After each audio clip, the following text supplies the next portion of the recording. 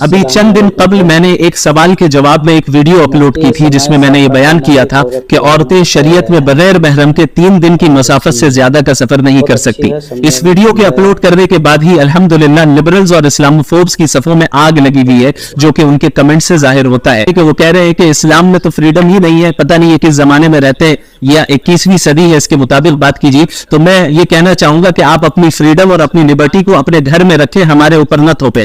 ہم اسی فریڈم کو مانتے ہیں جو اللہ نے ہمارے لیے طے کیا ہے. باقی آپ کے سو کالڈ فریڈم اور سو کالڈ لبرٹی کا کیا نتیجہ نکل رہا ہے، یہ تو ہم لبرل کنٹریز میں دیکھ ہی رہے ہیں کہ سب سے زیادہ ریپ کیسز اگر کہیں ہیں تو وہ لبرل کنٹریز میں ہیں. آپ اپنے سو کالڈ فریڈم سے اور سو کالڈ لبرٹی کے نام پہ آپ عورتوں کو سیکشولائز کرنا چاہتے ہیں، آبجیکٹیفائی کرنا چاہتے ہیں اور پروسٹیٹیوشن کو لیگلائز کرنا چاہتے ہیں. لہٰذا آپ اس پوزیشن میں نہیں ہے کہ اسلام کو آپ ویمن رائٹ سکھائے. پہلے اپنے ملک کی عورتوں کی عزت و آبرو کو محفوظ کر لیں، اس کے بعد ویمن رائٹس پہ بات کیجیے گا. اسی طرح کمنٹس میں دیکھا جا رہا ہے کہ بعض افراد یہ کہہ رہے ہیں کہ اسلام تو بہت ہی برا مذہب ہے، مجھے فخر ہے کہ میں ہندو ہوں. تو پہلے ذرا آپ اپنے مذہب کے اسکرپچرز کو پڑھ لیں، ذرا مہابھارتا کو اٹھا کر دیکھ لیں جہاں پہ عورتوں کو اسنیک تک کہا گیا ہے، جہاں پہ عورتوں کو پوائزن تک کہا گیا ہے اور سب سے زیادہ سنفل کہا گیا ہے. اور آپ کی تاریخ میں تو عورتوں سے بریسٹ ٹیکس تک لیا جاتا تھا. تو آپ اس پوزیشن میں ہرگز نہیں ہے کہ اسلام پر اعتراض کریں. اسلام واحد وہ دین ہے جو کریٹر کی طرف سے نازل ہوا ہے اور اسلام کی اطاعت میں ہی کامیابی ہے، یہی دین فطرت ہے.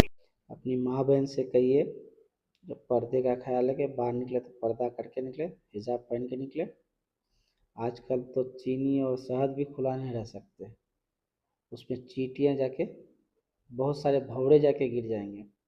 آپ لوگ سمجھ رہے نا اس بات کا مطلب کیا ہے؟ سمجھے اچھے سے.